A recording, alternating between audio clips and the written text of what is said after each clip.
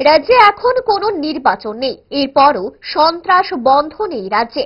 পুলিশের রাজনৈতিক সন্ত্রাসীদের বিরুদ্ধে কখনোই কড়া আইনি ব্যবস্থা নেয় না বলে অভিযোগ। এবার এয়ারপোর্ট থানার অনঙ্গনগরে বোমা হামলা হয়েছে এক সিপিআইএম কর্মীর বাড়িতে।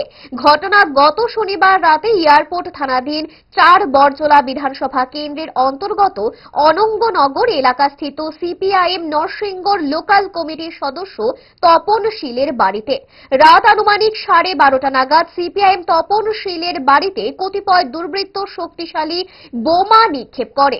বোমা বিস্ফোরণে বাড়ির দেওয়ালে বড় গর্ত হয়ে যায় এবং কয়েকটি ফাটল ধরে। বোমা বিস্ফোরণের আওয়াজে তপন শীলের কন্যা অসুস্থ হয়ে পড়ে।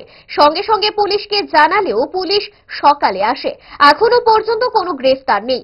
রবিবার সকালে সিপিআইএম পশ্চিম ত্রিপুরা জেলা কমিটির সম্পাদক রতন দাস, রাজ্য কমিটির সদস্য প্রণব দেববর্মা, মহকুমা কমিটির সম্পাদক সুদীপ দেবনাথ, বরজলা কেন্দ্রের বিধায়ক সুদীপ সরকার, বামুটিয়া কেন্দ্রের বিধায়ক নয়ন সরকার সহ পার্টির অন্যান্য নেতৃবৃন্দ তপন শীলের বাড়িতে গিয়ে ঘটনার সরেজমিনে প্রত্যক্ষ করেন। নেতৃবৃন্দ এই আক্রমণের তীব্র নিন্দা করেন এবং প্রতিবাদ জানান। যে আক্রমণ হয়েছে গোটা এলাকা তটস্থ হয়, আতঙ্কিত হয়। তার মেয়েটি ক্লাস 9-10-এ পড়ে, মাধ্যমিক পরীক্ষার্থী। এবার মেয়েটি পাশের ঘরে ছিল, অসুস্থ হয়ে গেছে। ইএনটি ডাক্তার দেখাতে হচ্ছে তাকে, এখন কথা বলতে পারছে না। এরকম একটা আতঙ্কের পরিবেশ সৃষ্টি করেছে।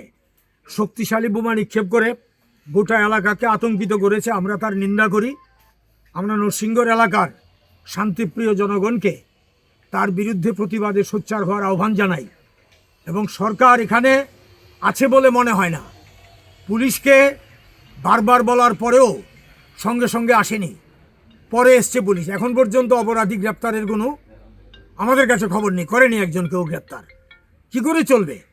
এইভাবে মধ্যরাত্রে এসে যদি শান্তিপূর্ণ এলাকার মধ্যে বোমাবাজি করে, তারপরে পুলিশ একজনকেও গ্রেপ্তার করে না, তাহলে আইন শৃঙ্খলা আছে বলতে হবে?